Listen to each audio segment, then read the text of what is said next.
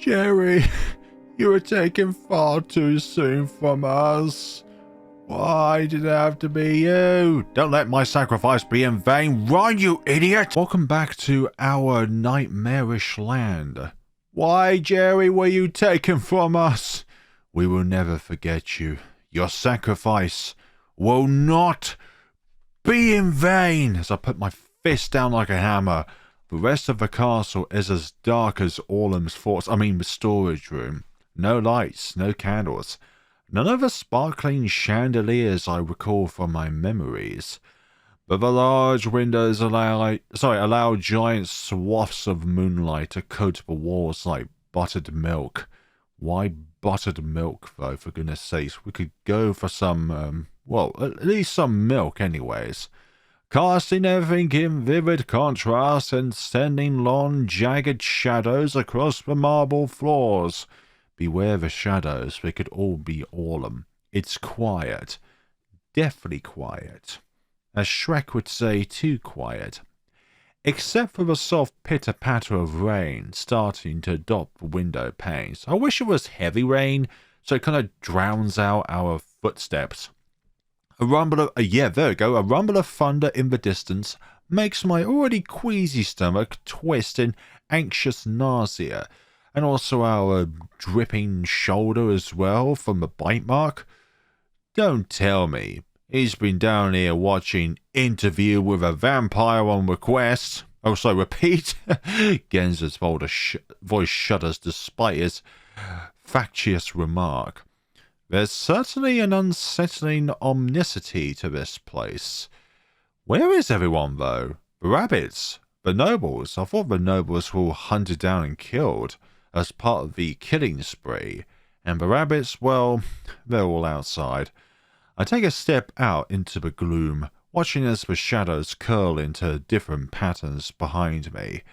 Genzu holds a hand to his mouth as though stage whispering, I think they were eaten. Oh, we don't know that. Come on, no point standing around here in the dark, pondering about the possibilities of these rabbits being eaten by either themselves or by Orlam. By Orlam, actually. Maybe they all dressed as Orlam. As Genzu, sorry. And then Orlam ate them all one by one. Gidget readjusts their pants for the huff and takes off down the hall. I fall into a flustered step behind them, hair on my arms standing up like a caterpillar foe. As behind us, Genzu takes one last look towards the windows and the slowly building rain before jogging after us. Our footsteps echo off the walls as we walk, shadows jumping with our every step. It's surreal.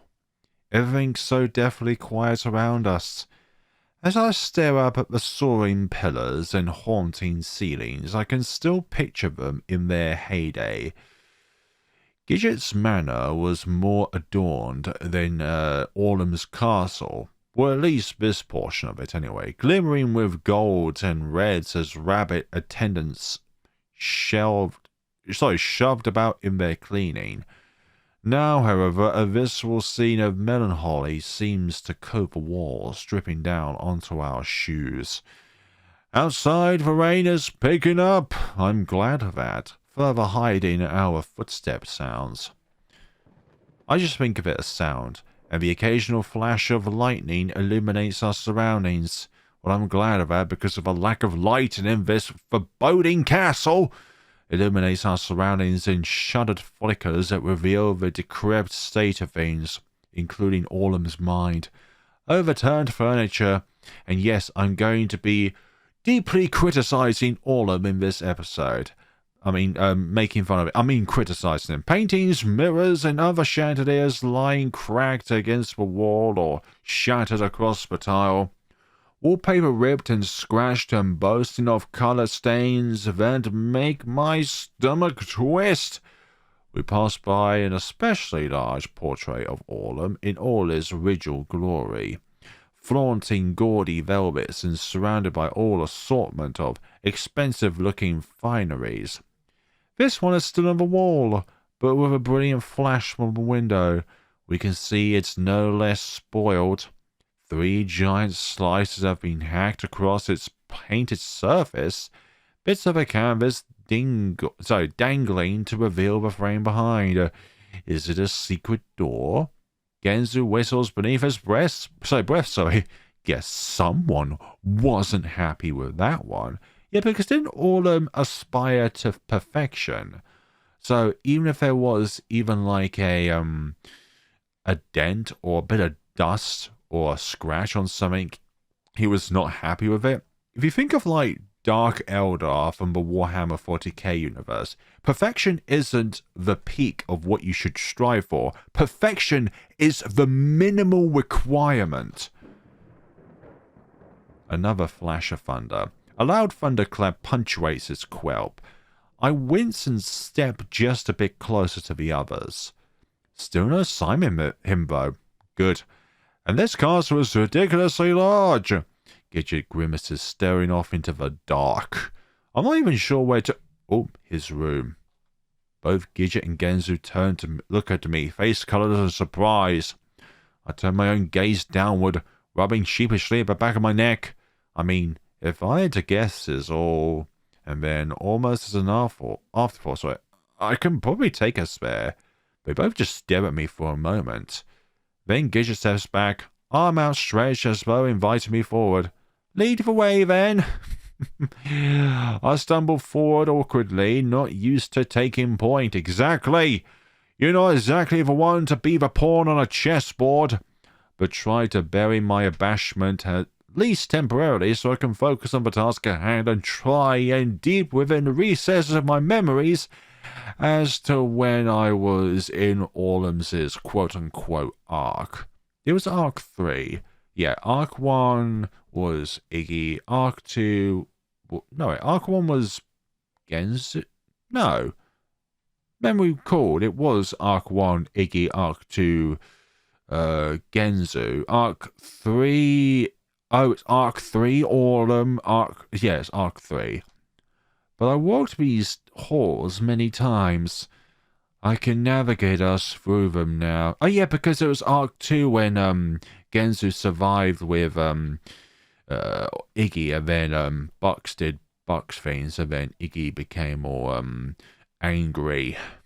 Maybe that's why I was so angry in Arc 3, from remembering the torment of losing Genzu in Arc 2, but then in Arc 3 he doesn't remember why he was angry, so therefore he just unleashes anger at Genzu.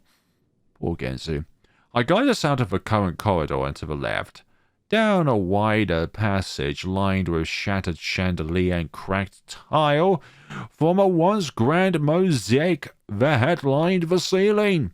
As I glance up at it, my mind flicks instantly back, me stopping one evening to stare at it after a particularly fine dining of large chunks of Genzu. Orlam slinking up beside me as he so often did, arm around my waist while he regales the tale of its history, while conquering the lands and more fine dining on Genzu.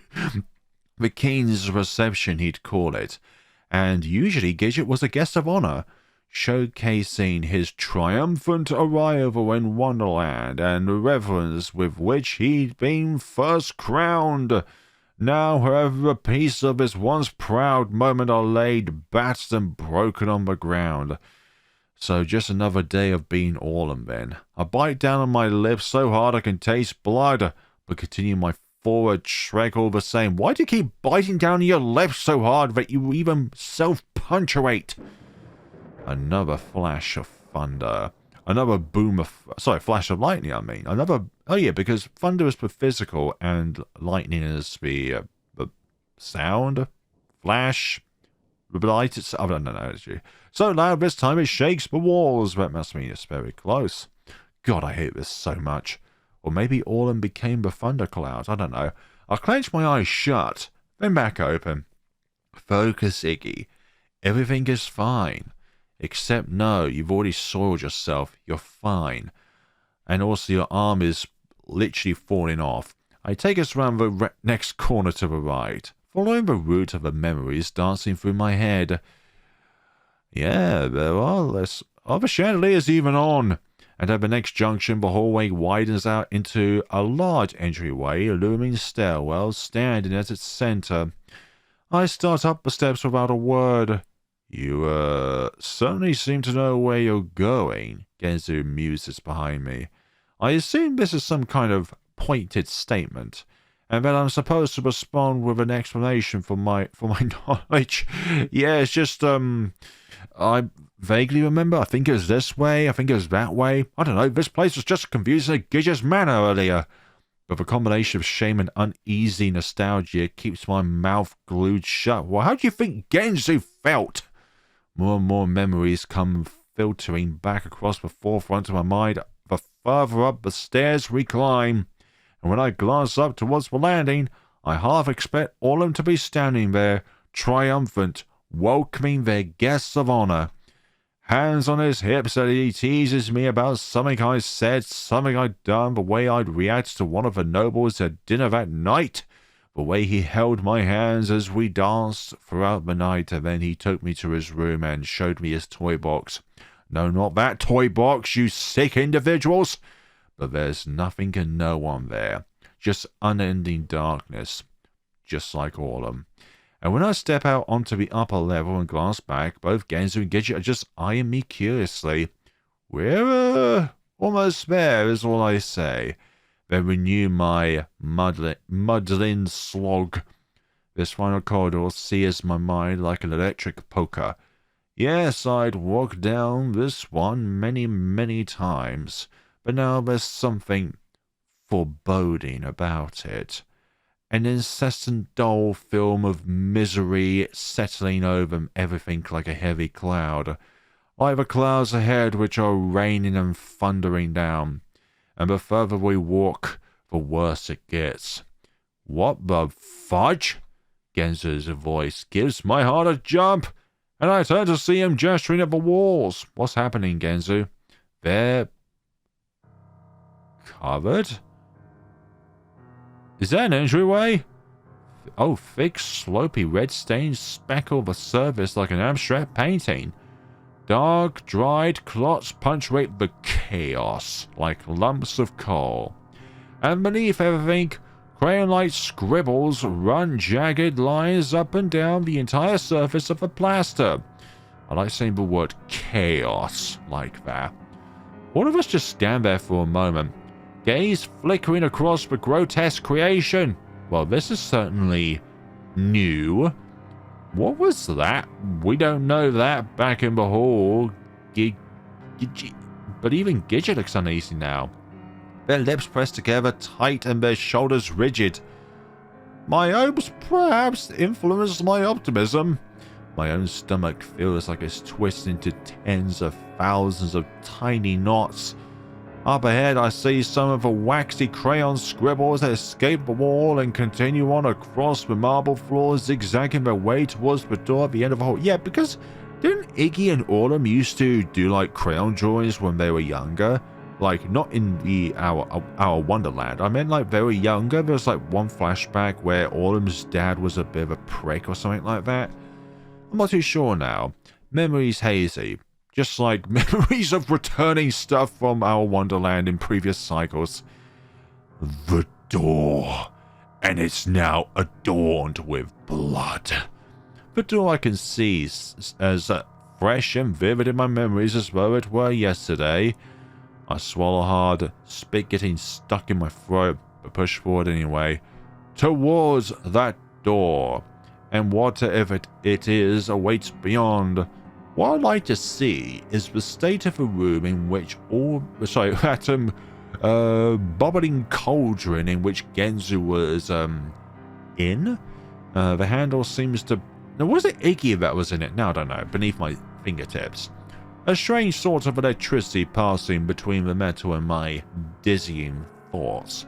I pause, hesitant, then let my fingers wrap fully around the round surface, sticky against my palm, and pull.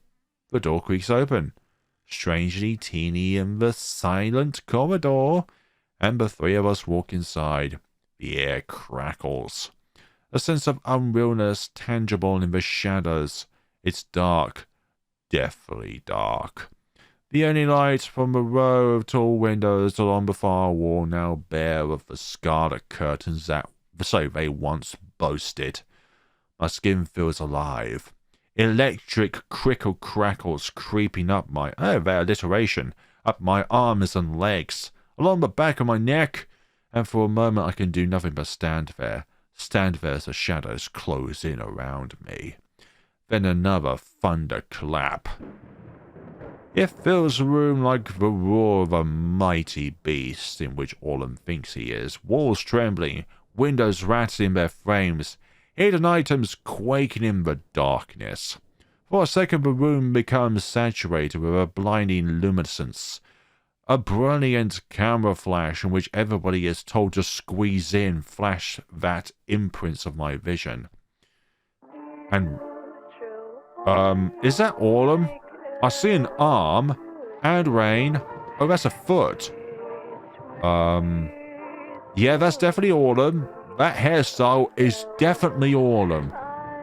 Yep, that's definitely Orlam. Where's all your servants gone, Orlam?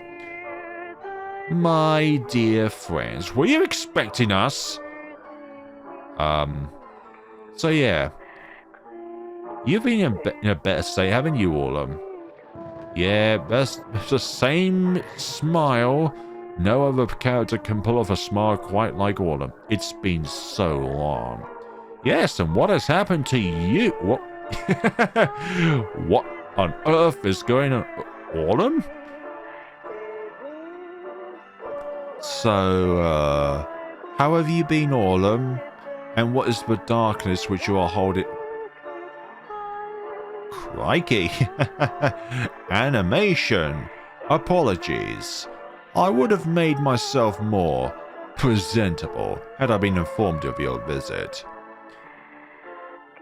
So yeah, this is pretty new, isn't it? I wonder if we're in the second act of it. Sorry, the second part of the final act. My men have gotten a bit lax at keeping me abreast of the goings-on beyond these walls. He looks warped, doesn't he? He looks awful. Even in the dim light of the room from windows, I can see the gaunt grooves on his cheeks, the darkened circles outline his eyes, the greyish-green tint of his skin. Your men. Genzo takes a step forward, eyes sharp.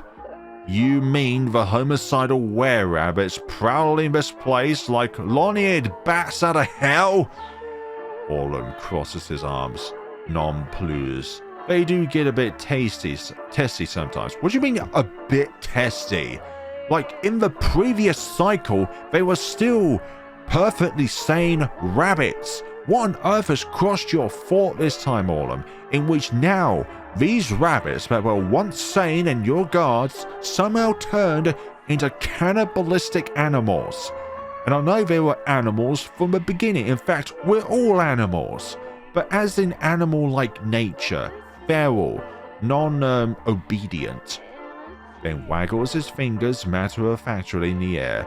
Nothing a little treat can assuage. Or maybe Orlam's possessiveness of a feast has now inflicted the rabbits themselves. I'll show you a little treat, you... But Gidget cuts in before Genzo can start on his tirade. What the hell is going on here, Orlam? The castle, the rabbits, the state of this place. Orlam brings a hand to his chest in feigned shock. You're implying there's something wrong? Yes, we are, Orlam. Oh, for goodness sakes. He spins around with a flourish, lackadaisical smile playing on his lips. You're not happy yourself, Orlam. You are literally the punching bag of this game right now. I admit it might take some getting used to. Oh, for goodness sakes, Orlam.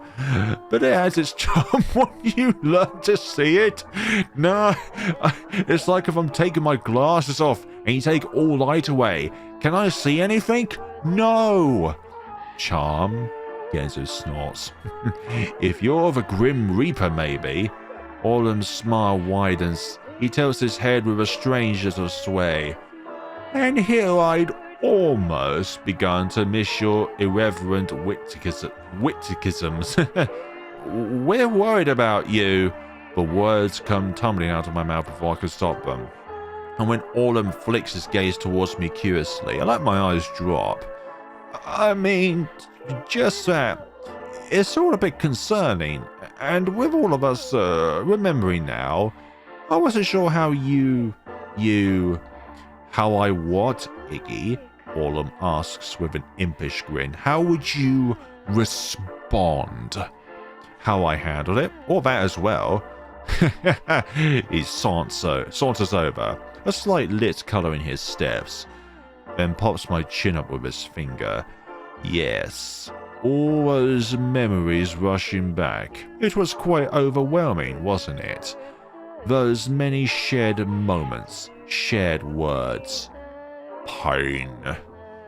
That tingling sensation of death finally claiming our consciousness in sweet release again, and again, and again. He leans forward, lips practically touching my ear. Then there's a heady sigh that dances across my skin. It was exhilarating. Get your hands off him! Off of him! Sorry. Genzo grabs Orlam's wrist and jerks him away, which just makes Orlam hum beneath his breath in amusement. He leans towards Genzo instead. Ah, yes. There's no need to hide anymore, is there?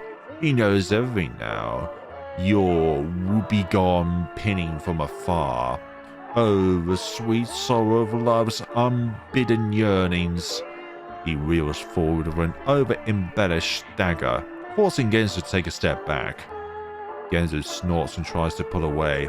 Yes, but Orlam isn't done yet. This time sidestepping behind Genzo, hands on his shoulders, up in his hair. He sinks in against Genzo's back as he presses his face up against his hairline. I imagine some of those memories were a lot. He dances his fingers up the zipper of Genzo's jacket. For you. Genzo's eyes tighten and he pulls back with a scowl. What the fudge would you know? But the tremble in his voice betrays his apprehension. Oh, I think I'd know a lot. After all, I did get so many delightful tastes. He pauses, slinks around to Genzo's other side as his gaze rises towards me, as did someone else. Shut up! If we knew it was Genzo, we would not be chowing down on his flesh. My heart jumps, panic shooting up through my chest with a stifling jolt, and I take a small step back. Genzo blinks, looks up at me. What's that supposed to mean? Genzo, if Orlam is implying that we've had a taste of you, in the implications of knowing that you have had bodily parts removed from you, and then we've had a taste of that. Put two and two together, Genzo. Orlam finally pulls away, smile morphing once again into amused disbelief. Oh my, they don't know? He tuts in the back of his phone here. I assumed everything had been laid out on the table by this point. What's he talking about, Iggy? Get you this time. But I can't say it. How am I supposed to say it? Well, just say it as it is. I drop my gaze, clasping and unclasping my hands again and again. My chest feels like it's in a vice, and I can feel the heat building behind my eyes. Yes, what is he talking about? You're finding this entertaining, Orlam. Orlam saunters towards me this time. I suddenly desperately wish the floor would open up and swallow me whole, or just get rid of Orlam. Iggy, you are fudgingly lying here, okay? It's nothing. Nothing? Orlam leans back, hands on his hips. I'm hurt, Iggy. After all that time we spent together. I don't really remember everything. I swallow hard with my voice trembling. But memories, they're all a bit fuzzy. And I think your stuttering eludes otherwise. This just makes Orlam's grin curl even wider. Don't feed on him, Iggy. He sidles up next to me, fingers climbing up my thigh before tugging teasingly on my collar. Memories weren't the only things fuzzy between us as I remember. Orlam, would you just shut up? I jerk backwards, face flushed, but it's too late. The tears are building up in my eyes. I really did. I really did those things. Fudge. Shame sears my cheeks, and I bring my hands up to my head. Fingers clenching at my curls. Fudge, fudge, fudge, fudge, fudge. The people I'd hurt. The atrocities I'd committed. I turn to look at Genzu, who's just staring at me wide-eyed. This twists my heart further, forcing the tears down my cheeks. I'm sorry. I'm so sorry. I press my palms into my eyes so hard my head pounds. Sorry? Sorry for what? Orlam laughs, arms splayed in grandiloquence. We had a glorious rule together, you and I. Our own little world for us to command. And then Bucks, for some odd reason, who did not have an army on her, managed to get the better of you, Orlam, who had an army of rabbits. I forgot the rabbits scurried away once they heard the voices from the forest. I can feel Genzu's and Gidget's eyes on me, boring into me. Tell them, Iggy. Tell them. Which just makes my fingers twist tighter. Sweet little Iggy. Always bubbling on about wanting to make people happy. Orlam practically sings, when in reality he's just as selfish and corruptible as the rest of them. A rattling thunderclap shakes the wall, then it grows silent. Silent except for the sound of the pouring rain. My stifled sniffling and trembling. Next to me, Genzu coughs, clears his throat. So, you did some effed up things, yeah? You know what? Who the fudge cares? Indeed. As if any one of the rest of us haven't done worse. You know what? You are absolutely right, especially Gidget. Especially Gidget. Poor Sissel. I blink, lower my arms, part of me questioning my hearing as another part of me begins to unclench itself. Isn't it assumed at this point that this plays fudges with your brain? I'm using the word fudge if you don't know. Genzu laughs. Who says we need to hold Iggs to some higher standard just because he normally has the gumptum of a sun-dried peanut? He's already forgiven me for acts I myself deem unforgivable. Exactly. Why would I not forgive him for his own misstep into malignity? Or any of us for that matter. Oh, malignity.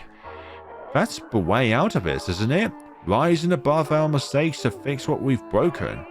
Orlam just stares at us, his grin unwavering. He lowers his arms, cocks his head to the side. How positively touching. Orlam, if I manage to say, my voice still choked with plethrum, because I need to do something. I need to say something. Something to fix this. Fix him. Look to his eyes. Do you think that there is any fixing those eyes? That posture? That figure? Come with us. We're going to put a stop to all of this. And then, because I don't know what else to do, I extend my hand. I see my fingers trembling in the darkness, illuminating in a flash of light from the window. Orlam takes a step back, then another, cocks his head to the other side. Oh, then starts to laugh. A tiny trill of a giggle that reverberates from the base of his throat. Look at you three! So precious! The laughter is spilling from his lips now. If you already love each other so much, why don't you just marry each other already? He brings his hands to his cheeks, shoulders shaking in mirth. The fudge?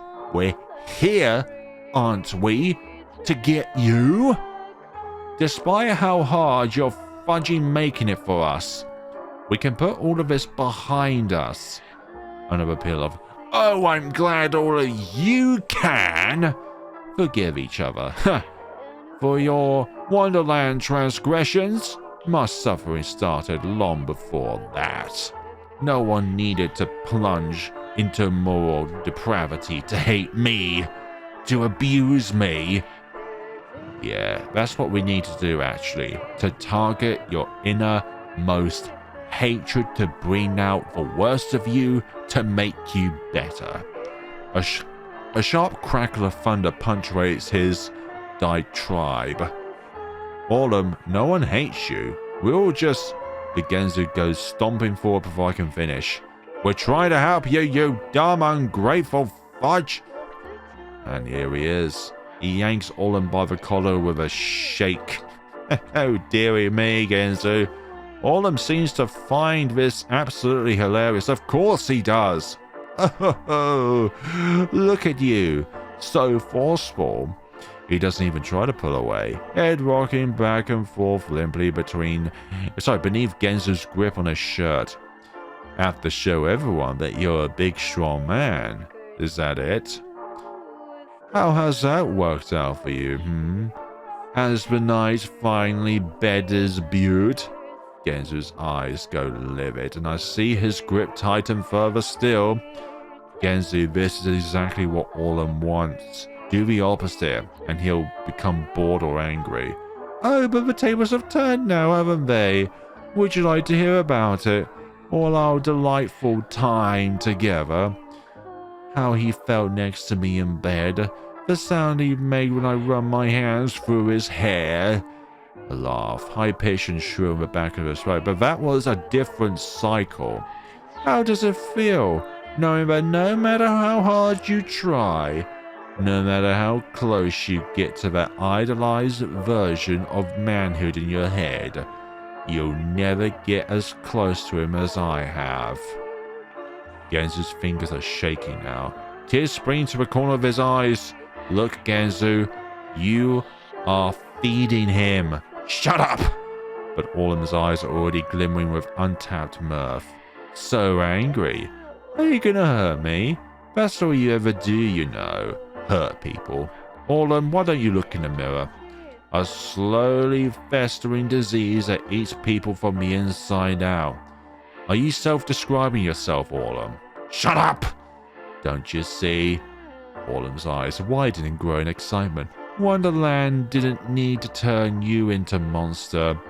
You already were one. Heart clutching in panic. I start forward. Guys! But Genzu's roar cuts me off. Oh, he pushes Orlam away with a strangled cry, and Orlam goes tumbling backwards, landing with a slap on the floor. It goes silent again. Silence saves the near-audible fuzzle of tension crackling in the air. Genzu. And Orlam? Orlam's laughing again. Harder this time. A giant belly laugh as he curls in on himself, feet kicking in delight. See? Nothing's changed. Tears are streaming down his face. Nothing's goddamn changed. Something in the air seems to shift. A chill sweeping past my feet, past my cheeks, sending a trembling shiver up my spine.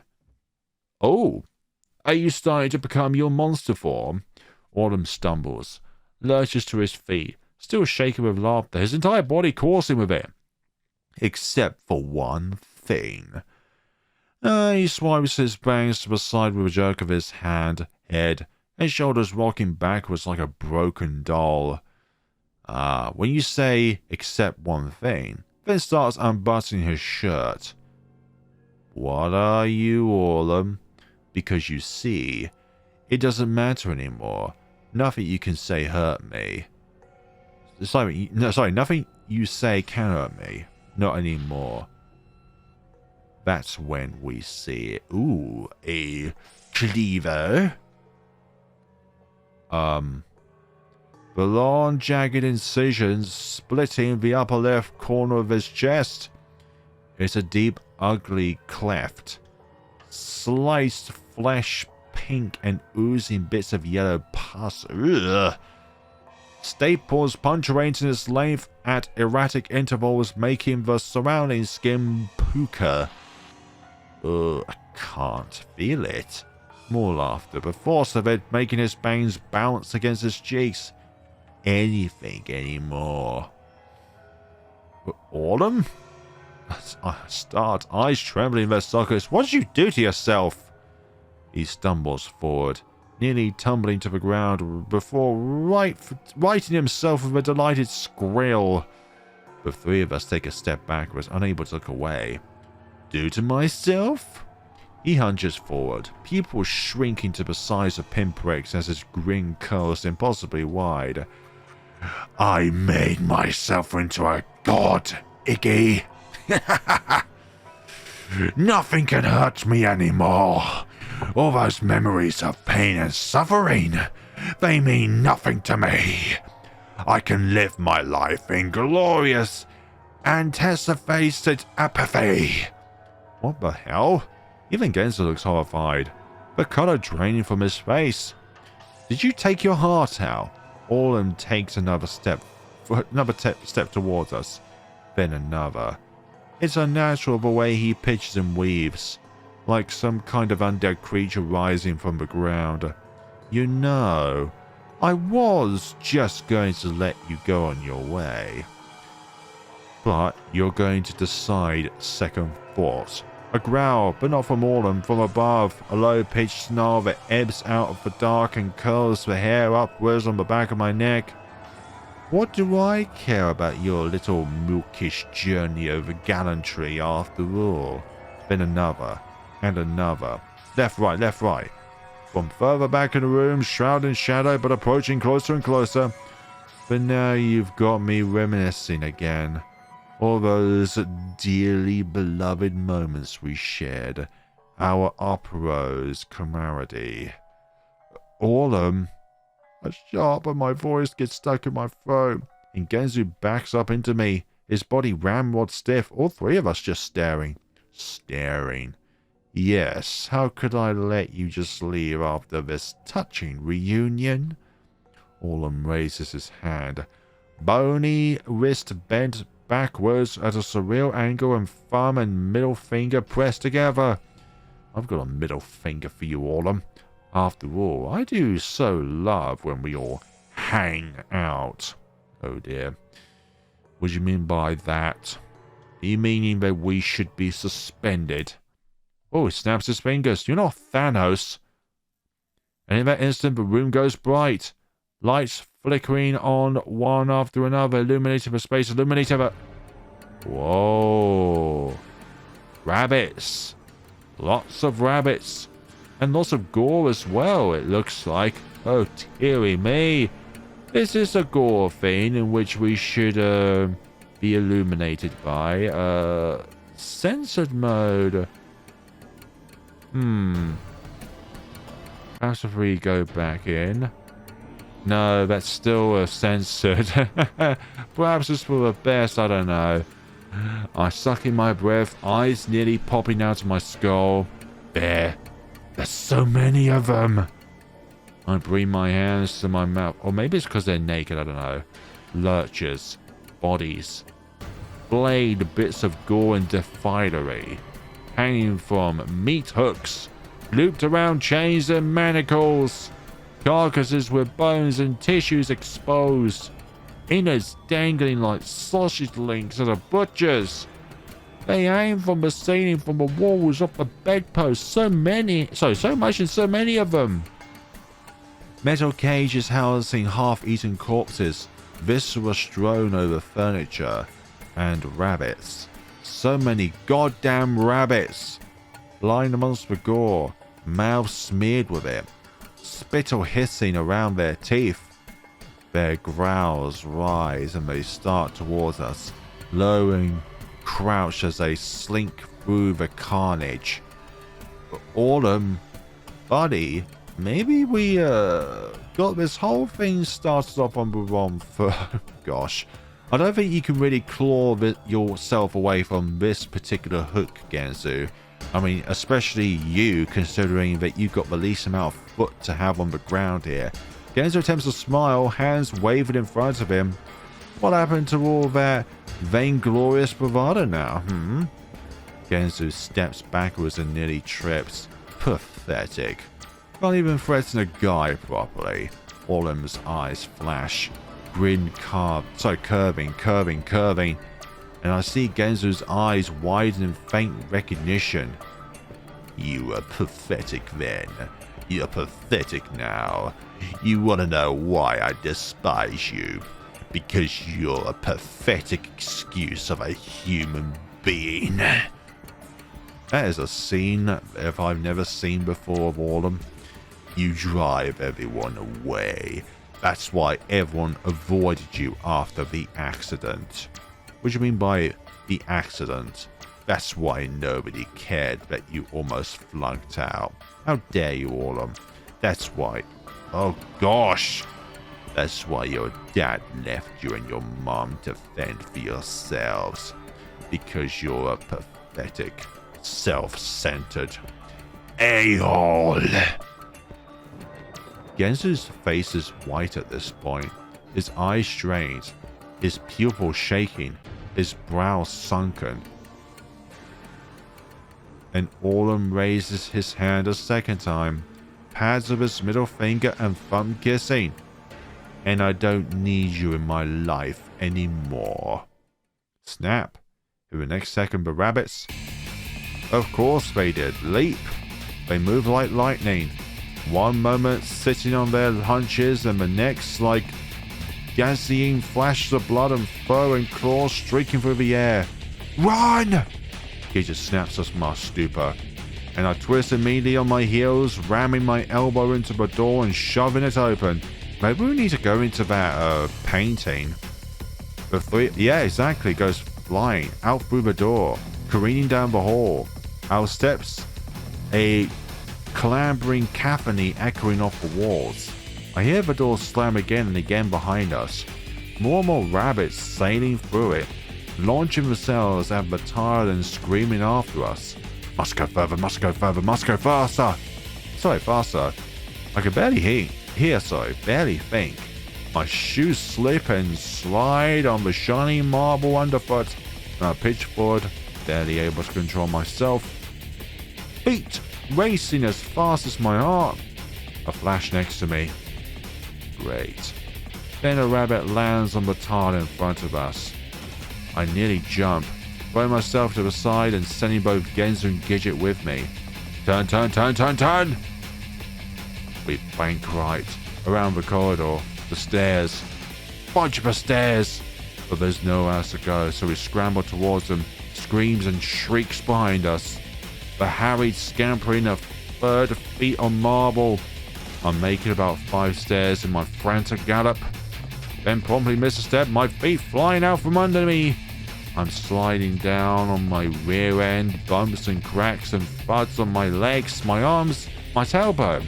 So this is probably how the rabbits became this way, because of Orlam. Everything feels like it's happening all around me and all at once. So that's why in a way they were without number, and my bones scream at me. A sharp whack on my skin bringing tears to my eyes. A guttural thwack against my ribs takes the air out of me. Great. I make it to the bottom and go rolling out across the landing, world spinning around me. Genzo is quick to follow, sliding across the floor with a grunt. Gidget's the only one still on their feet, shouting at us from the bottom step with a frenzied wave of her arm. Try to find the... Nope. But a rabbit flies past them, cutting off their fervent instructions and knees, sending them back assward onto the floor. The rabbit's coming straight towards me. But with a startled cry, I somehow managed to roll out of the way just in time to watch it go sailing past. Sharp cracks from the stairs. Rabbits are jumping down the railing, leaping off the landing. Sheesh! So I spy Genzo back on his feet and waving us down the opposite hallway. Gidget doesn't waste a moment, and despite my bungling, I don't either, yanking myself back to my feet with a groan of effort and taking off after them. It's not about the fact that Iggy can do this physically, he's doing it willingly. Then we're running again, down hall after hall. I hear clattering behind us. glass breaking, wood snapping, breathy growls that feel like they're right on the back of my neck. We turn right, then right again, because that is the right direction. Racing aimlessly in the dark, our only goal to get away from those things, to find the sewer entrance, something, anything. But even in daylight, we never had been able to find our way back, let alone in pitch blackness while running pill-mill round curve after curve. My lungs strained from the effort, already spent legs quickly numbing. Sheer adrenaline is all that's keeping me moving at this point, and I'm not sure how much of it I have left. It's surprising how much adrenaline can fuel the human body. We're approaching a fork, the path split into two identical darkened corridors. Go left! I hear Gidget bark, and before I have the chance to question why, they've stopped in front of us, leaving Genzo and I no choice but take an abrupt left.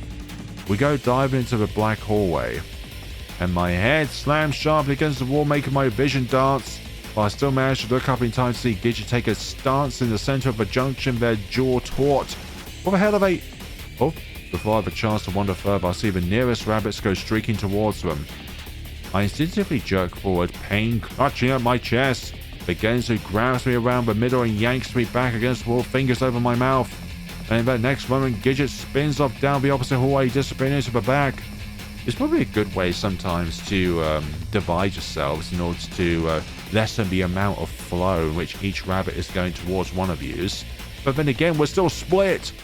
Rabbits follow, their shrieks still echoing in my head.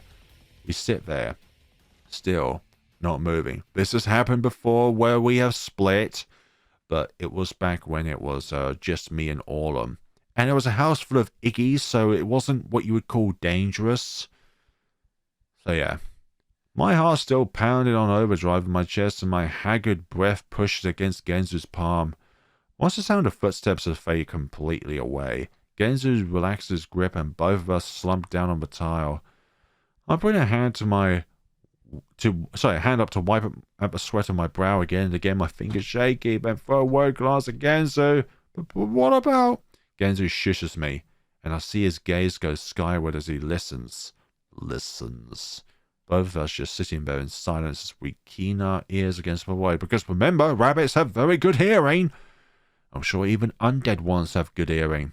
Then, footsteps, distant, soft, but running, getting closer. Till they're practically right on us, and Gidget comes sliding around the corner so fast they almost take a nosedive right onto the floor. And I jerk backward so fast I slam my head into the wall, heart shooting up into my voice box. I'm glad to see you back, Gidget. Gidget steadies himself, stands up with a little hitch to straighten their must shirt. I can see them trying to bury their inner tumult, collect themselves even as their breath comes out in hurried bursts. They cough, glance down at us. Genzo and I just gazing up at them. Jerry was right. They do go over the substance which we were provided. Oh yeah, and Iggy has some as well. Yeah, I'm glad of that. But we won't have long. Come on. They stick out their hand, and I take it gratefully. Genzo pushing himself to his feet behind me. I remember the substance Jerry gave us. Then we began our jog anew. Getting out of this hallway would be a good first step. Anything that would get us out of that potential path at least long enough for us to regroup and figure out a plan. We round the next corner out into a larger hall lined with windows. I recognized it instantly. The large guest hall where the nobles would wait before important announcements, which means what? I'm not too sure, actually. No, censored mode off, actually. I was actually demeaning myself from being able to see the finer details, which means, indeed, there it is. I spy a small rectangle of blue light painting the ground in front of a door at the far end. It's ajar, then. The entrance to the throne room. I wonder if there's something hiding in there. I start towards it noiselessly, the world eerily silent aside from the soft taps of my shoes on the tile. Yeah, I think it's best if we go as quietly as possible. The two red doors stand tall and imposing, the same as they had in their heyday. Back then they represented power, excitement, news of revelry, and other grandiose changes to come. Nah, this is all a facade, a false sense of security, but all around us it all decays, like the rotting corpses that Orlam revived. Now they represent nothing but memories and ruin. In here, I say simply, as though it will explain the way this room seems to be calling me, beckoning me. I press my hand to the surface of the door, then push. It opens slowly, with a drawn-out, rolling creak that sounds like a long-buried coffin being unearthed. And though I cringe at the sound, I don't stop nursing it open until the gap is wide enough for me to fit. How did Orlam get those undead rabbits to wear armor? I step inside, look around. The throne room isn't much different than I remember it. Rounded sloping ceiling impossibly high above my head. Row after row of wooden pews lining the wide expanse of the center aisle. Gorgeously detailed stained glass windows punctuating the walls at even intervals, casting kaleidoscopic light down onto the white marble tile. And at the apex of it all, oversized throne crowning the scene like the topper of the world's most expensive cake. I pause for a moment, swallowing hard as I remember when there were two thrones spare. When there were two thrones spare. Maybe one for a queen as well. Then let my gaze fall to the... Oh, we are the queen, Iggy. Then my gaze fall to the new addition in the middle of the stage. A raised podium above waist height, slender at its base but widening out into a curved porcelain pool at its head like a small wash basin or drinking fountain, or what's with the sanctified birth bath? Yes, that exactly. I'm not sure. I take a step forwards step towards it, then another. There's something ethereal about it, about the whole scene, and the brilliant flashes of lightning sending more cascading waves of colour down across the barren scene aren't helping things, sorry. As I approach, I see two dark troughs springing out from its either side. They wind their ways towards opposite ends of the stage before disappearing into ominous holes in the wall, and within them they carry muck. The muck. The black, sticky goop that's invaded every body of water in this place. The acid that ate through the hull of the kiddie cruise, Genzu's leg.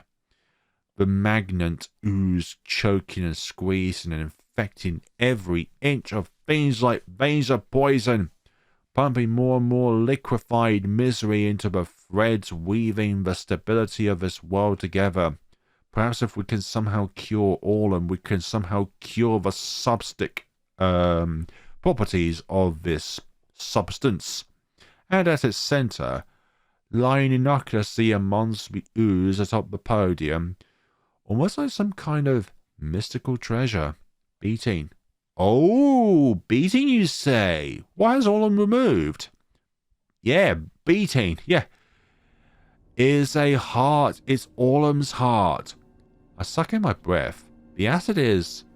Oh! Maybe Orlam injected all of his negativity into the heart itself. And then all that darkness that he was consumed by is now there. With every shudder pulse, another splurge of it gushes out, filling the bowl around it until the excess dribbles and oozes out over the side and into the throes. It gurgles and splutters. Okay, maybe there's no curing, but it sizzles but never seems to burn. Just lying there, stretching, shrinking, stretching, shrieking. The goop around it quivering with each visceral thump. Gosh, the three of us are transfixed by it. Yeah, there's no mistaking it. This is definitely Orlam's heart. None of us saying a word as we watch it beat, beat, beat. It's surreal, the hold it has on us, almost as though it's beating its way into our own hearts, thumping in time with our veins, and I feel my head, my eyes, my breath begin to pulse with it. Don't become allured by it like that. When I imagined a heart with Orlam, this wasn't exactly what I had in mind. Yeah, Gidget and I ignore him. Yeah, we're so transfixed by it. But maybe this is... What do you mean this is for the best? And again, after all, at least this thing can't... Don't say that. You're not helping things. Yeah, you're not helping things. When have I ever? Come on. Genzo waves his arms in exasperation. Shh. Gidget's brows turn sharp, and I twist around to see them with their head poised at attention, ears keen. I go instantly silent, not even breathing. Then I hear it. Oh, footsteps. Faint but rapid, and getting nearer by the second. Sheesh, Genzo says for the three of us. Then we're running for the doors. To block them, I suppose, I'm not sure. Only that every single one of my nerves alights all at once and sends me hurtling back down the aisle towards the doorway. But it's too late. Oh dear, you should not have gone towards it. 2 flashes. We only make it about halfway there when the doors slam open, walls shuddering at the impact as a wall of brown fur begins pouring in. I'm here before I can even stop my forward charge. One of the rabbits comes slaying at me, slamming into me head on, and rolling back down the aisle. The world spins around me, my bones knocking against the tile. Great, and I only stop when the rabbit grabs the back of my shirt and slams me chest first into the floor so hard I swear I feel one of my ribs crack. Ugh. I croak out of breath, attempt a survey of my surroundings even as my vision continues to spin. A thud next to me. Another rabbit has pinned Gidget down. I see them wince as the jaw snaps against the marble, their eyes fill up with tears. And damn, then another thud past them. Genzo is similarly compromised, and looking none too happy about it either. Genzo, remember when you slaughtered a bunch of rabbit guards in one of the other acts? You know, you could just do that about now, that'll be fully appreciated. He struggles and jerks against Rabbit's grip, a continuous flow of 4-letter words on his tongue. Yeah, but all it earns him is another shove against his back, this one visibly knocking the wind out of him. It grows silent then, all of us helplessly and pressed to the tile and able to do nothing but throw furtive glances at each other's direction. I can hear my rabbit's captor snarling in my ear, feel the droll leaking from between his lips on the back of my neck. I clench my eyes shut against the sensation, trying to will it away. Then, now, isn't this a delicious sight? All of you down on your knees. Footsteps from behind us. Yeah, this is definitely a warped soundtrack. I feel a chill creep up my spine as they make their way towards us. Didn't know you were all that desperate to sink my dink. I mean, all you had to do was ask. Orlam practically dances his way in front of us, giving his toes a happy little slap against the floor. He cocks his head to the side in unfocused amusement. Or what? Was this offer only one way? A pity. Gidget pushes up against the rabbit, keeping them pinned. Orlam, this has gone too far. Orlam leans back in faint shock, revealing the large butcher knife he'd been clutching behind his back. He taps the tip of it against his chin, brows arched. That's a bit rich coming from you, wouldn't you say? He saunters towards them, movements unsettling crisp as he brings his heels together directly in front of Gidget's face. Or is that haircut supposed to absolve you of all past wrongdoings? He bounces the flat end of the knife against the top of Gidget's head with a snicker. The The Gidget can only grimace, and I see them clench their eyes shut in frustrated shame. Then again, Iggy has always been quite soft in every area. Orlam rocks back and forth on his heels, swinging towards me with an almost impish sway of his shoulders. A bit too agreeable for his own good, wouldn't you say? A real people pleaser. He squats down in front of me, clenches his fingers in my hair and wrenches my head back. Then in a mocking voice, I just want to make everyone happy. Damn, I feel tears prickle at the corner of my eyes, both from the uncomfortable grip on my curls and from the painfully accurate words. But I attempt to blink them away, ignore them, keep the focus off me. Orlam, I start. My voice cracking. It's not too late. We can fix this. Put you back together, but find a way to. Orlam lets my head fall back to the ground with a thud. Fix this? You mean what I've done? He lurches back to his feet. Faint giggle in the back of his throat. There's nothing to fix. This is exactly what I wanted. Why would I want to undo my Eisning ascent? He spins around, arms splayed. I love that animation, by the way. Then stumbles back towards the stage. It's there that he pauses, just standing in front of a pedestal, watching the distorted, pulsating hunk of flesh pumping out its endless deluge of poison. His eyes shine with it. The darkness tries to swallow me. You still have the darkness, by the way. A snicker. Try to drag me down with it. Rend me into nothingness. A cowering caterpillar, unable to escape the thoughts in my head. I don't know how to pronounce that word, by the way. The enmity of those around me, and another. But I didn't let it. A guffaw. This one shakes his shoulders and chest, his head rocking backwards. Too far, too far. I rose above it, Iggy. He twists back towards us, grin overtaking his entire face. Nothing and no one will hurt me ever again. Yeah, and you won't ever feel anything else either. Gidget this time, giving another shove against the rabbit holding him. What about all those other things, sir? What about joy and excitement and love and hope and happiness?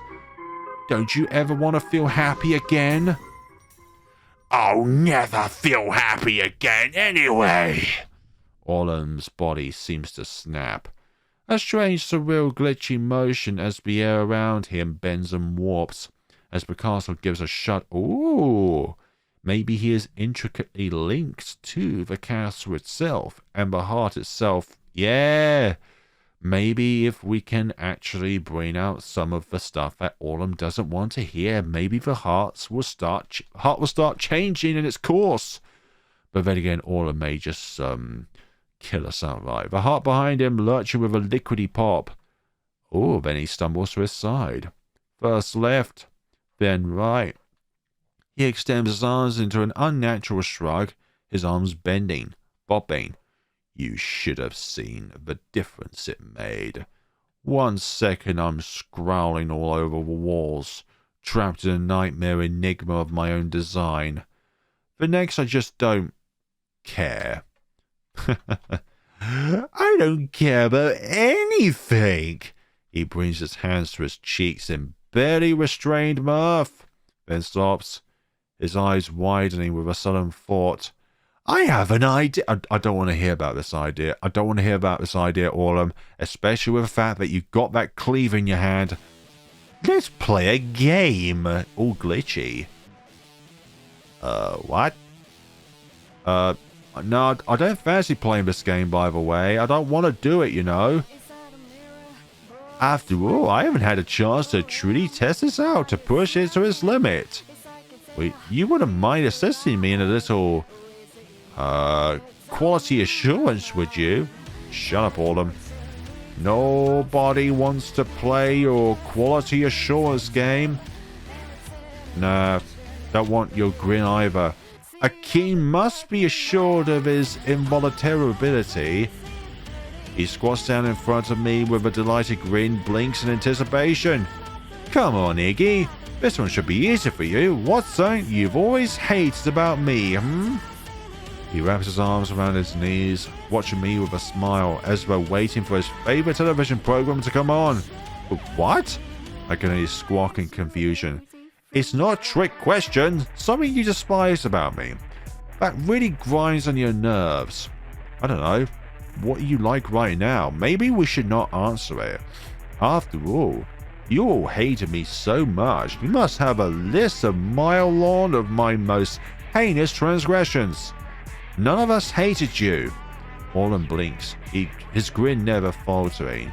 Then snaps his fingers. Oh gosh. Grab it hold of me, yanks me back up by the back of my shirt, then slams me back to the ground. The impact takes my breath away. Vision flashing on and off. A cough. Sputter. My chest and jaw scream at me, pulsing waves of pain running up and down my front. Do you think this is a game, Orlam? Orlam stands back up with a little wobble, knife to his chin as his lips curl into a pout. Come now, don't play coy. You can be honest now. Isn't that the key to any relationship? Yes, but I think we are being honest, and the fact that we are being honest means that you are blind to that honesty and you just want to hear a certain kind of response. He taps the back end of the knife against his chin. You never had any problems being honest with me before. But I don't hate anything about you. Another snap of fingers, and we're going to be in pain again, aren't we? Yep, another slam from behind. This time my jaw gives a little crack, and the copper taste of blood spreads out across my tongue. My lungs struggle momentarily for air, and when I look up I see... Oh, there shouldn't be two Orlams. One of them is more than enough. This is what we call a blurry vision. He's two Orlams staring down at me. Right before my vision is blocked by the ball of his foot. I let out an unbecoming whimper as he presses his toes into my eyes. Why are you being so difficult? All I want is a little taste. You must have so much of it built up in there. Don't be so selfish. A snicker. Or do you need even more incentive? Is that it, sweet little Wiggy? Couldn't possibly say something bad about someone, could he? He swipes his foot away, squatting back down in front of me with a little smirk instead. Let's see if we can't tease some of those secret truths of yours out. Who do you know I have a knack for exposing, other sides of you? He grabs my wrist, yanks it towards him. Orlam? You know, this game has gone on for a bit too long, Orlam. Then twirls the knife in his other hand. Which one of these would you miss the most, I wonder? All of them? Orlam, stop! Orlam, don't! He starts bobbing the tip of the knife over my fingers, playful tune on his lips. Eeny, meeny, miny, mo, catch a liar by his toe. You're the only one who has toes in this image here, Orlam. Orlam, stop! The others are yelling too now. Orlam pauses though in intense scrutiny, then lets the edge of the knife hover above my index finger. If he hollers, let him go. Raises it. Eeny, meeny, miny. I hated how you always walked so close behind me all the time. I clench my eyes shut as I shout it. Every nerve in my body pulled taut. Orlam stops. Just sits there for a moment. Then pulls back. Gaze goes skyward and cheeks flushing in growing ecstasy. Remarkable, he says softly. Then again, louder. Stumbling back to his feet and hands going to his face. Remarkable! Laughter spills over his tongue, dancing on the air, ricocheting off the floor. I didn't feel a thing! More and more and more. He lurches to the left, twirls on his heels to right himself, almost as though performing some kind of drunken dance. God, this feels great, and I can't feel anything! then spins back towards me, pupils shaking in their sockets. See? That wasn't so hard, was it? All that sequestered animus. Doesn't it feel so good to let it go? To show everyone how you really feel? It's all I can do to fix my gaze on the floor at his feet. A searing heat building up beneath my eyes, across my cheeks. Yes, that's right. Let out that arc to anger. Orlam's gaze flickers towards Gidget. Then he's twisting towards them, eyes practically gleaming. Oh, Gidget. He seems doing a sort of teasing moonwalk in front of their face. What do you hate about me, I'm dying to hear it. I'm not playing your games. Oh, yeah, and a rabbit holding Gidget slams them into the ground so hard I can see blood fly out between their lips. Oh, boo-hoo. This one's fun, I promise. Don't you want to see how good it feels to let it all out? Orlam slides his hand up his forehead, eyes flashing. What was it about poor little Orlam Bubatcher that made you feel so offended? That filled you with so much antipathy? Oh gosh, Gidget's still attempting to recover. I see them try to raise their head. Spit out a tooth on the floor. Orlam brings the toeless foot down slowly and deliberately onto their head, at first barely applying any weight. Or do you need more incentive too? Then gradually, leisurely shifting his full weight onto his foot, Gidget groans, tears forming in their eyes, and they jerk their head away with a cry of defeat. I always hated your stupid rat tail. I think it looks sleazy and gross. Oh dear, this one makes Orlam jerk backwards with a sharp peal of laughter, almost as though he's been shot. God, that's so good! He fans himself with a wistful sigh. You're getting me all excited over here. You know very well it could be the easiest to try and incentivize Genzu to let out why he hates you so much. I should hang all of you around my bed so you can whisper sweet indignities in my ear while I sleep. He jerks forward, the momentum nearly sending him to the floor. But he recovers with a laugh, stumbling towards Genzo instead. Now for the climax. An anticipatory giggle. A high-pitched trill in the back of his throat. I can't wait to hear what you have to say. He squats down, arms on his knees in front of Genzu's face. Though you already ridicule me so much, so this one has to be good. A real singer. He sneers, leaning forward to grab Genzu's collar. I want it to burn. I see Genzu's eyes go tight, his jaw taut. He looks straight to Orlam's eyes, then jerks his head away. Orlam blinks, sits back just a tad, then snaps his fingers. Yeah, it's gonna be painful. And there we go again. The rabbit holding Genzu slams him into the ground. Not sure why this keeps being necessary. Can none of you learn through observation, or are you all just too afraid of being outed for who you really are? Have to make it look like you care. But you've never had a problem with that, have you, Genzu? That mouth of yours could win a marathon. Although he's not bleeding like Gidget was. Orlam crawls forward this time, fingers sneaking beneath Genzu's hat and clenching into his curls with a jerk. Come now, dear. You're so good at it after all. He starts threading his fingers through Genzu's hair. Let it all out. The things about me that disgust you, that make your skin crawl. I see Genzu press his lips together tight, then jerks his gaze away.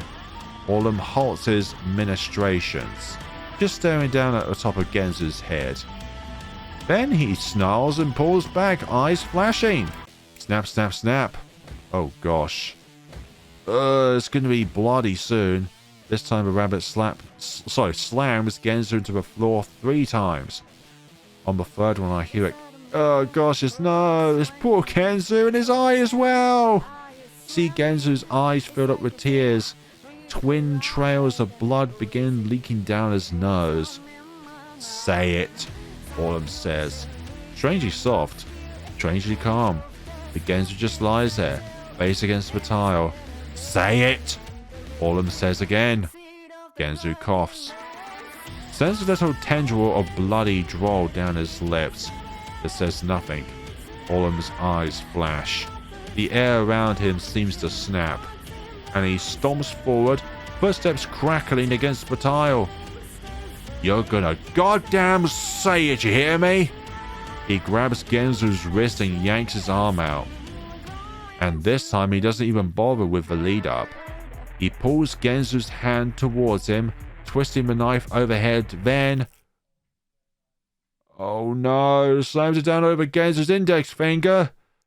There's a strange, squelchy pop, and the finger goes bouncing, rolling away, leaving a trail of red in its wake. Not again. Genzu's body goes rigid. Eyes nearly popping out of his head as he gulps, splutters, bites down so hard on his lip I'm surprised doesn't chomp straight through it. Orlam's breathing hard, just gazing down on his handiwork for a second. Then the smile returns. He brushes bangs back and out of his eyes with a satisfied swipe, cocks his head towards Genzu. There, see, that's what happens when you don't do what you're told, yes? You adorably untrained puppy. The tears are flowing freely down Genzu's face now, and his face has gone white. Eyes, lips, whole body trembling as his pupils go in and out focus. Yeah, because he's not only in pain this time, but he's also remembering the other times when you done this, Orlam. The bloody stump where his finger used to be continues to leak blood out onto the floor. Let's try this again then, shall we? Or would you like me to go 5 for 5? Oh, I see what you mean by 5 for 5. Genzu clenches his eyes shut. I can hardly bear to watch. My own eyes start to fill up with tears, blurring my vision. Just do it, Genzu, I whisper hoarsely. It's silent a moment. Then Genzu's eyes pop back open. Jaw taut and trembling, he shakes his head. Jitting jerks to the right and left, like a child refusing to share their favorite toy.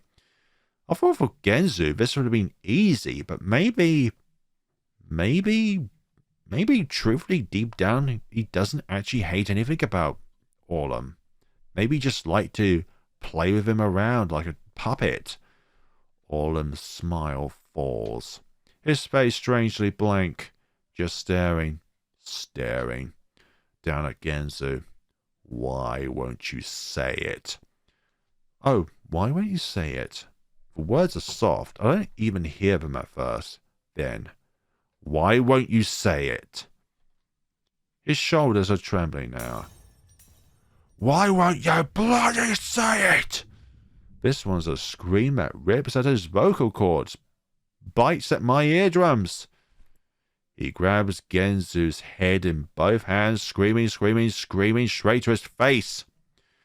Everybody bloody knows, so just say it already.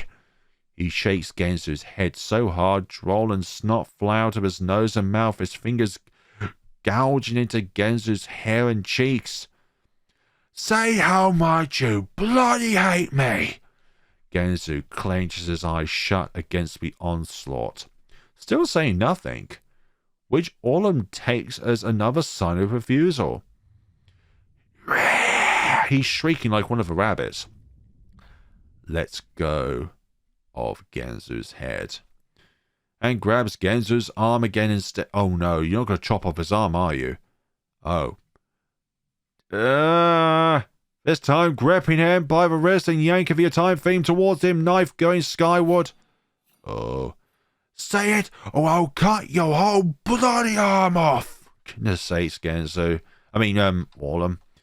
Orlam's breath is rigid now. He stares at Genzo, glares at Genzo, the knife poised and quivering. Genzo's arm helplessly beneath his grip, and Genzo simply turns his head away, almost as though surrendering. Orlam starts to shake. Then he jerks backwards as though he's just been stabbed. Oh my god. Has that finally overcome him? The knife drops to the ground as he clutches at his head. He lurches backwards. Yep, what exactly went on here? Even I'm confused. Lurches to his feet. Was all of his refusal what we needed? Oh, stumbling and wobbling, tettering. Back. Wailing so loud I can hear his throat ripping, tearing. As behind him, the heart twitches and jumps, bubbles popping in the surrounding muck. Back and forth he reels, nearly falling to the floor, tripping over his feet. A strange, drunken, grief-struck dance. And finally he slows, body crumbling in and of itself as his shoulders sag and his knees bend nearly to the floor. He stands there, slumped and silent. Then Genzo starts to move. Oh! British finger! Oh. What are you doing there, Genzo? Oh. How are you overcoming that rabbit, by the way? Yeah, the rabbit just pushed him back to the ground. Genzo, stay strong. Stay defiant. Oh! Did you let go of a rabbit there? Oh, now Genzo is ready to fight?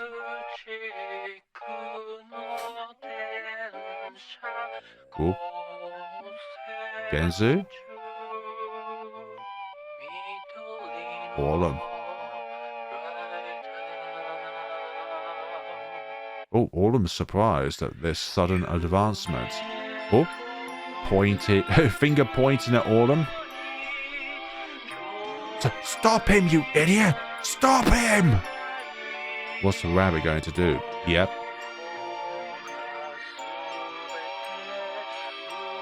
The rabbit once again pushed him into the ground. Oh, blurry Orlam.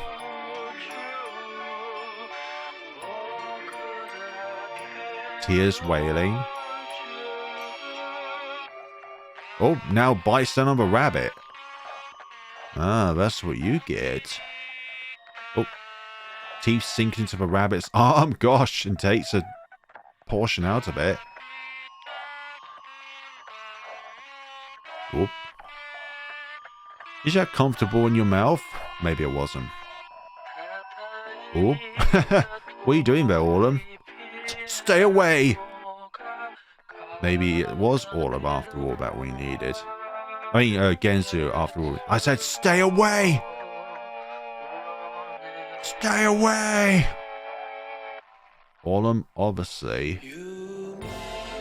Oh, hug! That was the opposite of what I'm sorry. Oh. Oh, now Orlam's eyes are crying. I never hated you. I was just scared. So goddamn scared of how people would look at me. Because I saw how they looked at you. And rather than do anything about it, I led the charge because I was a stupid, sad, scared little kid that hated... and I'm just so goddamn sorry.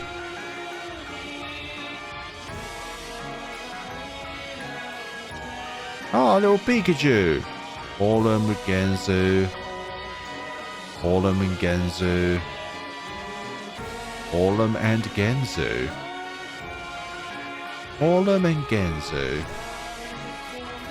All the memories they share together. Orlam Aw, now he's crying acid. What? What the hell? Orlam? Orlam? Maybe he's returning. And somehow, you gotta be effing kidding me. Like, oh, and the rabbits. Oh, the heart is now flowing blood rather than gunk, whatever it is. Yeah, it's flowing blood again. Rather than the darkness. So that's what it was. Oh. Ah, this castle starts to shake. It starts as a low rumble. The tiles buzzing and vibrating beneath us. Then extends up and into the walls. Window panes rattling their frames. Pews shivering as they start sliding across the floor with long, creaking groans. A horrific crash snaps me from my trance. One of the giant chandeliers has snapped its chain and comes smashing to the ground. Shards of glass and metal bouncing, flying. Hunks of ceiling plaster thudding next to it. It's at this point that rabbits must say F it because they're already up on their hunches. Skittish eyes flickering across the crumbling cage around us. The one holding me screeches something. A high-pitched cry of alarm amongst the Dan. Then it scampers off, followed quickly by the others, the trio of them bolting for the door as another giant chunk of ceiling comes crashing down on top of their paws. I push myself to my feet with a wobble. Heart beats in my ears. Heart beating. Genzu? But Genzu can only look up at me in white-faced confusion. Orlam still limp in his arms and leaking more and more of the offending ooze across the floor. Maybe it's the darkness returning. The heart! Gidget shouts as they come stumbling over. Another crash, this one right next to me. I jump and slap my hands to my ears. Grab the heart! This one seems to snap me out of it, because with a jerked twist of my own heart, I lurch towards the pedestal. Red. The red is everywhere now. Like a fountain overflowing, pumping down across the pedestal, across the floor, dark and slick and glistening. I resist the urge to gag and go sliding through it, then shove my hands straight into the bubbling, frothing mass. My fingers connect. It squishes between them, and I can feel it pulsing up through my palms, throbbing against my grip. God blank. I don't waste another moment. Back. Back towards Genzu and Orlam and Gidget, clutching that pulsing lump of tissue between my hands, blood spluttering up and out between my fingers, paint in my arms, leaking down between my palms, leaving a trail of red behind me as I run. What do I do with it? Of course we know what to do with it. We need to put it back inside Orlam. My shout comes out more harried than I expected it to. But my own heart is going into overdrive now. The disgusting feeling of all that red-hot slop slipping and squirting between my fingers, making my whole body shrivel up like a raisin. My breath rapid between my lips. Genzu takes one look at me, then one look at Orlam. The knife! Get me the knife! Gidget doesn't waste any time. They're on it in 2 steps, practically throwing it at Genzu. And Genzu gouges it. Yep, I thought so. We've got to reattach the heart. It gets stuck there. Fudge! Genzu gives it an impatient yank. Which one makes Orlam's body jerk? The skin rip and squash around it. And I'm about... I will about lose my lunch right then and there. I can feel my consciousness already fading in and out, my vision hazy. But after a few tugs, it's about to jerk it back out. It's left a nice gaping cleft where the incision had been. Without so much as a pause, he shoves his fingers inside it, gripping both sides of the fissure, and pulls. It widens with a grotesque snap, crackles, pop that makes my stomach roil. Give it to me! Genzu's voice snaps me out of my stupor. and I practically shoved the offending organ into his hands. It's bleeding everywhere now. Across Genzu's palms, down onto Orlam's shirt and chest, a growing pool on the floor. Genzu takes one look at it, then shoves it into the gaping hole. Nothing happens for a moment, the world rumbling around us as blood starts filling up the empty chest cavity. Then the two sides of the incision abruptly slam shut around Genzu's hand. Holy fudge! Genzu attempts to yank his hand out, but is tight around his wrist, slurping shut around him like the rounded edges of a bottle. Sheesh! Now I'm down on my knees too, hands to Genzu's arm, yanking and tugging. Gidget on the other side, all three of us frantically attempting to extricate Genzu's hand from the suction-type grip. Come on. Finally, with one zealous snapping jolt, Genzu goes flying backwards. And the wound closes up for some odd reason. It's just it's like nothing but a large pale pink vein-like scar in its wake. We sit there. How did all this happen? Watching, until Orlam's body gives a jolt. Oh, through some magical Wonderland miracle, the scar in which we just cut a huge cleaver into to reattach his heart in has somehow healed itself up. A cough. Bloody speckles shooting up between his lips. But real blood this time. Not ink. Not black. Red. Hello, Orlam. Are you alright? He lets out a groan murmur as his chest flutters with the convulsions. He's alive. He's somehow alive. I don't know how the fudge he could be. Exactly. After all that happened, I don't know how the fudge any of this could happen. But somehow we done it. We somehow brought Orlam back. A tiny smile spreads across my lips, and I throw a glance at Genzu and Gidget, both of them looking equally as relieved. The victory, however, is short-lived. Yep, more earthquakes. Oh, a giant creak from above grabs our attention. And I shoot my gaze skyward to see a huge chunk of the scene begin to break off as one of the walls crumbles forward. Sheesh! Genzu is to his feet first. Crack, crack, crack, crack, crack. The windows on the far wall splinter, cracks spreading across them like ghostly webs against the black.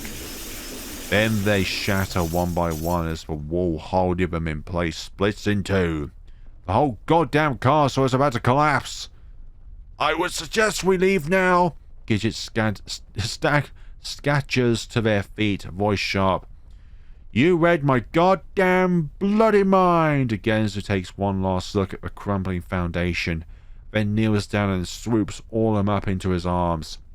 Let's blow this goddamn popsicle stand.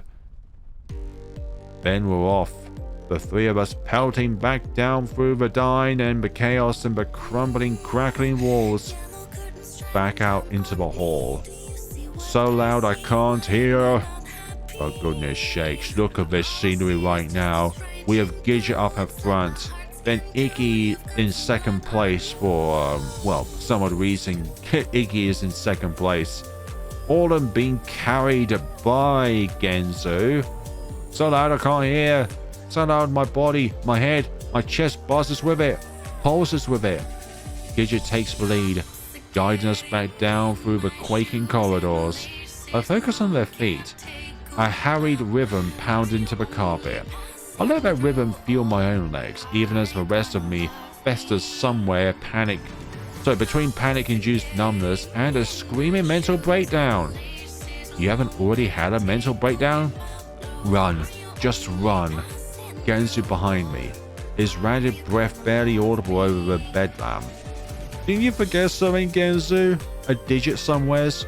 Orlam clutched in his arms and legs dangling and bouncing with each frantic step. Well, then again, Orlam did... Sorry, not Orlam. Iggy did kind of take a leg in the shoulder, and now, Genzu with his finger. A thundering crash from somewhere behind us. Part of the castle has finally collapsed completely, and the walls around us give a shudder jolt of their own, trembling on either side of us as we race from hall to hall. We make it back to the stairwell, in another passage, left, right, left, out into the grand entryway. The once red tapestries from my memory ripped and shredded and sinking to the ground in heavy rumpled piles around us. The stained glass windows high up on the walls splintering, shattering, sending tiny shreds of kaleidoscopic glass out onto the marble tile. Gidget reaches the main door, giant, imposing, but already rocking and creaking on its hinges. Would you goddammit open door? They shove it open with their shoulder so hard I'm surprised it didn't collapse to the ground around them. Then we're outside. Great. We need to be outside. Back out into the night. The first thing that hits me is the rain. Sharper, but for goodness sakes, the rain is going to hit you less than the castle's walls will. Sharp across my face, but refreshing at the same time.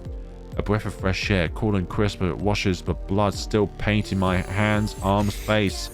I close my eyes against it, just letting it wash over me as I fly out past the main gates, past the moat, past the shadow forms of gnarled trees and half-ruined barricades. The moon peeks out through the clouds even as thunder crackles above us, lighting our way, casting our galloping forms in milking high contrast and echoing our shadows across path. Around us, I see flashes of ears, darting forms escaping into the night. All of us just trying to get away, put distance between ourselves and those once soaring spires before the whole thing comes crashing into the ground. Gidget turns towards before us and I don't question him exactly. Yes, that's where we're supposed to go. That's where all of this is leading. Isn't it? Yes, the conclusion of it all. But with still so many CGs to unlock, we disappear beneath the veil of the trees. Still pressing forward. Nothing but the piebald patterns of moonlight through the leaves to light our path. On and on and on. There's something incredibly final about it. Our fated escape. As though all of this was planned from the start. And now only are we finally reaching whatever end is in store for us. Gidget finally begins to slow, and I let my own momentum decrease in turn. Slower, easier. My numb legs crunching more purposefully through the brush underfoot. Iggy has always been here, but never with all of us now. My lungs catch up with me. A hacking cough between my lips as I stumble from tree to tree, fingers rough against the wet bark. None of us says anything. There's no need. We all know where we're going at this point, which is why it's no surprise when not more than 5 minutes later the trims spin out to reveal a wide clearing. And at its center, a small cozy cabin nestled among the leaves. That is where Bucks lie. Thank you all so much for watching. Yes, we are going to end it off at this point of the game. Outside the cottage. Outside where the heart of the Wonderland lies. With Bucks itself. Bucks, I believe, might even be the hardest character out of these three to fix. Bucks we've never managed to encroach on before, because Bucks always snuffs out our lives before we can do anything. But what do you think is going to happen this time around? Or next time around, sorry, in part 7 of my playthrough of Arc 5 of Our Wonderland. So yeah, gallery. Just gonna go through Arc 5 here, for goodness sake. So, one here missing, one there missing. I suppose there is a death sequence there because of the fact that probably we made the right decision there. Like, if you look at it so far, there's been very few choices in the game, in Arc 5.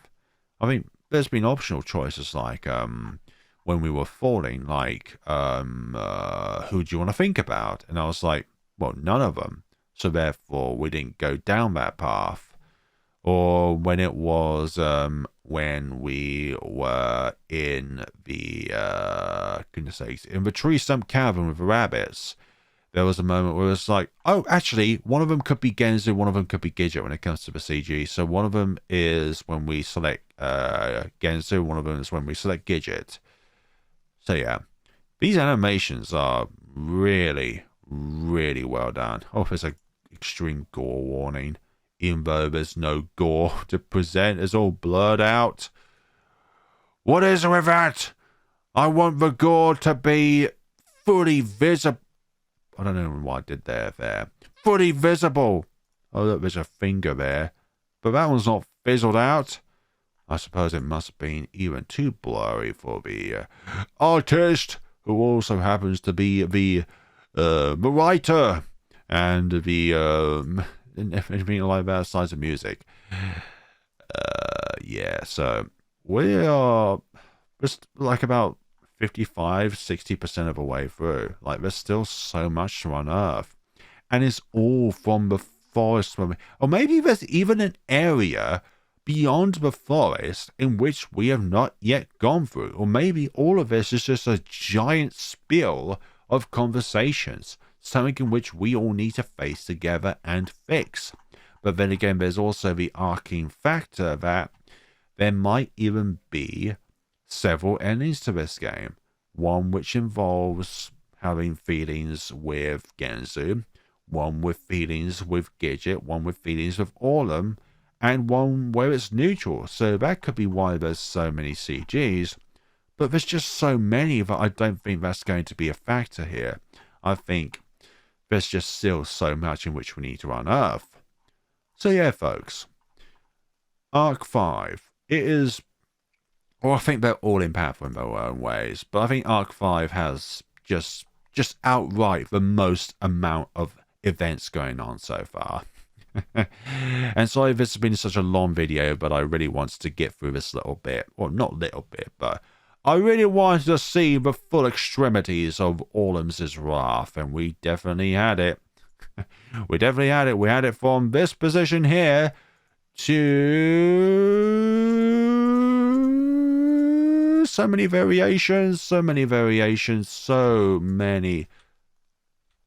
Oh, for goodness sakes. Anyways, from there to literally the complete, oh, goodness sakes, so the complete contrary of Orlam literally, well, sinking their knife into there.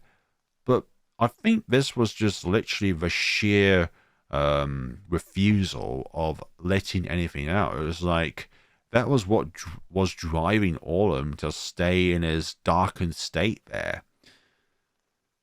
Yeah, that's probably my theory about that. And it's not a game theory. It's just a theory. Thank you all so much for watching. Take care of yourselves, everybody.